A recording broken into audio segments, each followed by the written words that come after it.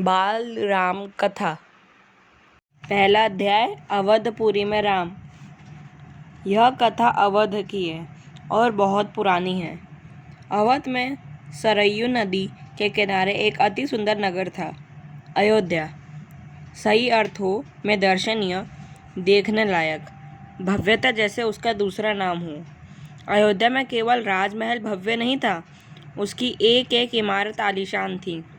आम लोगों के घर भव्य थे, सड़कें चौड़ी थीं, सुंदर बाग बगीचे, पानी से लबालब भरे सरोवर, खेतों में लहराती हरियाली, हवा में हिलती फसलें सरयू की लहरों के साथ खेलती थीं। अयोध्या हर तरह से संपन्न नगरी थी। संपन्नता कोने अंतरे तक बिखरी हुई, सभी सुखी, सब समृद्ध। दुख और विपन्नता को अयोध्या का पता नहीं मालूम था, या उन्हें नगर की सीमा में प्रवेश की अनुमति नहीं थी। पूरा नगर विलक्षण था, अद्भुत और मनोरम। उसे ऐसा होना ही था। वह कौशल राज्य की राजधानी थी। राजा दशरथ वहीं रहते थे। उनके राज में दुख का भला क्या काम। राजा दशरथ कुशल योद्धा और न्यायप्रिय शासक थे। महाराज अज के पुत्र थे। महाराज रघु के वंशज, रघुकुल के उत्तराधिकारी। रघुकुल की रीति नीति का प्रभाव हर जगह दिखाई देता था। सुख समृद्धि से लेकर बात व्यवहार तक लोग मर्यादाओं का पालन करते थे, सदाचारी थे। पवित्रता और शांति हर जगह थी, नगर में भी, लोगों के मन में भी। राजा दशरथ यशस्वी थे, उन्हें किसी चीज़ की कमी नहीं थी। राज सुख था, कमी होने का प्रश्न ही नहीं था। लेकिन उन्हें एक दुख था, छोटा सा दुख, मन के एक कोने में छिपा हुआ। वह रह रहकर उभर आता था, उन्हें सालता रहता था। उनके कोई संतान नहीं थी। आयु लगातार बढ़ती जा रही थी। उनकी 3 रानियां थीं, कौशल्या, सुमित्रा और कैकेयी। रानियां के मन में भी बस यही एक दुख था, संतान की कमी। जीवन सूना सूना लगता था। राजा दशरथ से रानियों की बातचीत प्रायः इसी विषय पर आकर रुक जाती थी। राजा दशरथ की चिंता बढ़ती जा रही थी। बहुत सोच विचार कर महाराज दशरथ ने इस संबंध में वरिष्ठ मुनि से चर्चा की। उन्हें पूरी बात विस्तार से बताई। रघुकुल के अगले उत्तराधिकारी के बारे में अपनी चिंता बताई। मुनि वशिष्ठ राजा दशरथ की चिंता समझते थे। उन्होंने दशरथ को यज्ञ करने की सलाह दी, पुत्रेष्टि यज्ञ। महर्षि ने कहा, आप पुत्रेष्टि यज्ञ करें महाराज, आपकी इच्छा अवश्य पूरी होगी। यज्ञ महान तपस्वी ऋष्यशृंग की देखरेख में हुआ। पूरा नगर उसकी तैयारी में लगा हुआ था। यज्ञशाला सरयू नदी के किनारे बनाई गई। यज्ञ में अनेक राजाओं को निमंत्रित किया गया। तमाम ऋषि मुनि पधारे। शंख ध्वनि और मंत्रोच्चार के बीच एक एक कर सबने आहुति डाली। अंतिम आहुति राजा दशरथ की थी। यज्ञ पूरा हुआ। अग्नि के देवता ने महाराज दशरथ को आशीर्वाद दिया। कुछ समय बाद दशरथ की इच्छा पूरी हुई। तीनों रानियां पुत्रवती हुईं। महारानी कौशल्या ने राम को जन्म दिया चैत्र माह की नवमी के दिन। रानी सुमित्रा के 2 पुत्र हुए, लक्ष्मण और शत्रुघ्न। रानी कैकेयी के पुत्र का नाम भरत रखा गया। राजमहल में खुशी छा गई। नगर में बधाइयाँ बजने लगीं, मंगल गीत गाए गए। हर ओर खुशी थी, उत्सव जैसा दृश्य था। राजा दशरथ प्रसन्न थे। उनकी मनोकामना पूरी हुई। प्रजा प्रसन्न थी कि दशरथ की चिंता दूर हो गई है। नगर में बड़ा समारोह आयोजित किया गया, धूमधाम से। आयोजन में दूर दूर से लोग आए। राजा दशरथ ने सबको पूरा सम्मान दिया, उन्हें कपड़े, अनाज और धन देकर विदा किया। चारों राजकुमार धीरे धीरे बड़े हुए। वे बहुत सुंदर थे, सुदर्शन। साथ खेलने निकलते तो लोग उन्हें देखते रह जाते।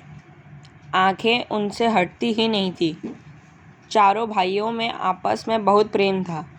वे अपने बड़े भाई राम की आज्ञा मानते थे। खेलकूद में लक्ष्मण प्रायः राम के साथ रहते। भरत और शत्रुघ्न की एक अलग जोड़ी थी और बड़े होने पर राजकुमारों को शिक्षा दीक्षा के लिए भेजा गया। उन्होंने कुशल और अपनी विद्या में दक्ष गुरुजनों से ज्ञान अर्जित किया, शास्त्रों का अध्ययन किया, शस्त्र विद्या सीखी। चारों राजकुमार कुशाग्र बुद्धि थे। जल्दी ही सब विद्याओं में पारंगत हो गए। राम इसमें सर्वोपरि थे। उनमें कई अन्य गुण भी थे, विवेक, शालीनता और न्यायप्रियता। राजा दशरथ को राम सबसे अधिक प्रिय थे, ज्येष्ठ पुत्र होने के कारण, और इन मानवीय गुणों के कारण भी राजकुमार कुछ और बड़े हुए, विवाह योग्य। नगर में इसकी चर्चा होने लगी। महाराज दशरथ भी ऐसा ही चाहते थे, अपनी संतानों के लिए सुयोग्य वधुएं। परिजनों में चर्चा पहले से ही हो रही थी। बाद में पुरोहितों को भी इसमें शामिल कर लिया गया। अयोध्या का राजमहल। एक दिन ऐसी ही चर्चा चल रही थी, गहन मंत्रणा। तभी एक द्वारपाल घबराया हुआ अंदर आया। उसने सूचना दी कि महर्षि विश्वामित्र पधारे हैं। महाराज दशरथ तत्काल अपना आसन छोड़कर खड़े हो गए, द्वार की ओर बढ़े, महर्षि की अगवानी करने। उन्हें लेकर दरबार में आए। विश्वामित्र को ऊंचा आसन दिया गया। विश्वामित्र कभी स्वयं राजा थे, बहुत बड़े और बलशाली। बाद में अपना राजपद छोड़ दिया, संन्यास ग्रहण कर लिया, जंगल चले गए। वहीं उन्होंने अपना आश्रम बनाया। उसे उन्होंने सिद्धाश्रम नाम दिया। महर्षि के स्वागत सत्कार के बाद दशरथ ने कहा, महर्षि आज्ञा दे, मैं आपकी क्या सेवा कर सकता हूँ?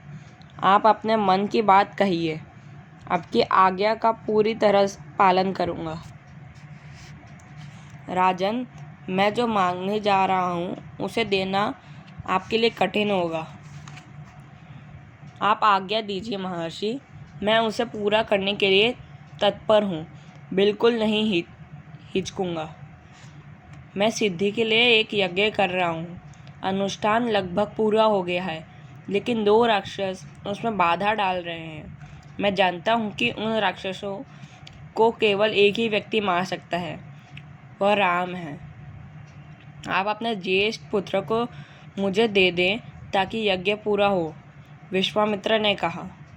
दशरथ पर जैसे बिजली गिर पड़ी। वह अचकचा हो गया। उन्हें उम्मीद ही नहीं थी कि मुनिवर उनसे राम को मांग लेंगे, उनके ज्येष्ठ पुत्र, उनके सबसे प्रिय। दशरथ चिंता में पड़ गए। विश्वामित्र दशरथ की दुविधा समझ रहे थे। उन्होंने कहा, मैं राम को केवल कुछ दिनों के लिए मांग रहा हूँ, यज्ञ 10 दिन में संपन्न हो जाएगा। महाराज दशरथ दुखी हो गए, पुत्र वियोग की आशंका से कांप उठे। दरबार में सन्नाटा छा गया। दशरथ की दशा देखकर मंत्री चिंतित थे, पर चुप थे। महर्षि वशिष्ठ शांत थे। इतने में दशरथ कांप कर बेहोश हो गए। होश आए तो डर ने उन्हें फिर जकड़ लिया। मूर्छित होकर दोबारा गिर पड़े। संज्ञा शून्य पड़ रहे। महर्षि विश्वामित्र को क्रोध बढ़ता जा रहा था। दरबार सशंकित था, किसी अनिष्ट की आशंका से। वे कुछ समझ नहीं पा रहे थे। महर्षि और महाराज के बीच संवाद में कुछ बोलना उचित भी नहीं था। मुनि वशिष्ठ चुपचाप आकर महाराज दशरथ के पास खड़े हो गए। थोड़ी देर बाद दशरथ उठे। स्वयं को संभालते हुए उन्होंने महर्षि से विनती की, महामुनि, मेरा राम तो अभी 16 वर्ष का भी नहीं हुआ है। वह राक्षसों से कैसे लड़ेगा? राक्षस मायावी हैं। वह उनका छल कपट कैसे समझेगा? उन्हें कैसे मारेगा? इससे अच्छा तो यही होगा कि आप मेरी सेना ले जाएं।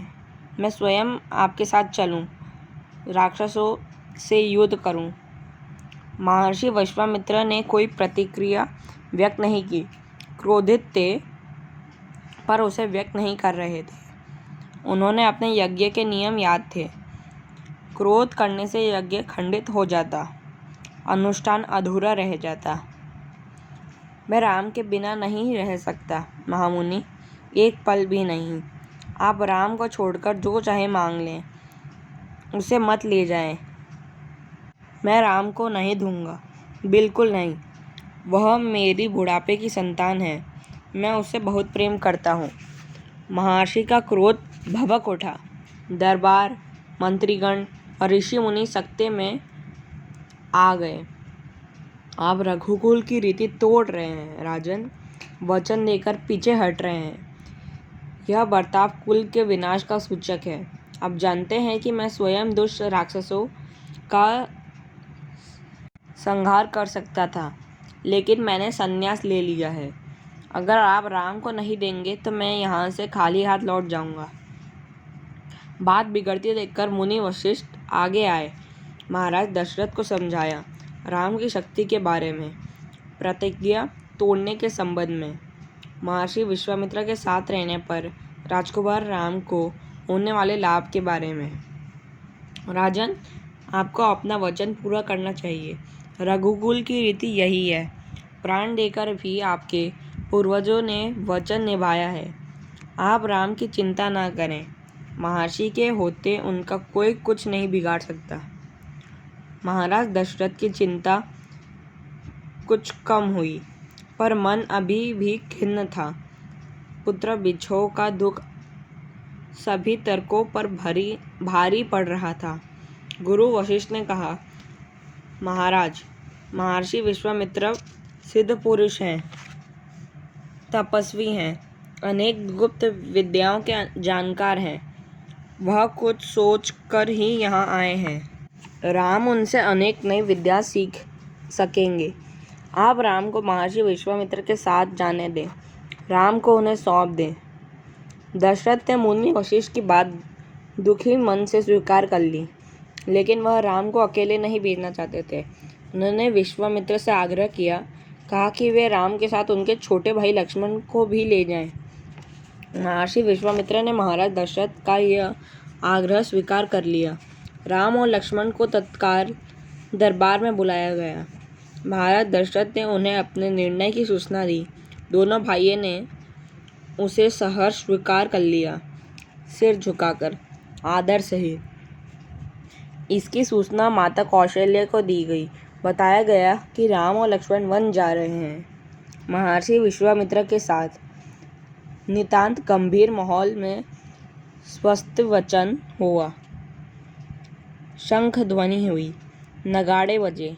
महाराज दशरथ ने भावुक होकर दोनों पुत्रों को मस्तक सूंघकर उन्हें महर्षि को सौंप दिया। दोनों राजकुमार बिना विलंब किए महर्षि के साथ चल पड़े, बीहड़ और भयानक जंगलों की ओर। विश्वामित्र आगे आगे चल रहे थे। राम उनके पीछे थे। लक्ष्मण राम से 2 कदम पीछे, अपने धनुष संभाले हुए, पीठ पर टुंडीर बांधे, कमर में तलवार लटकाए।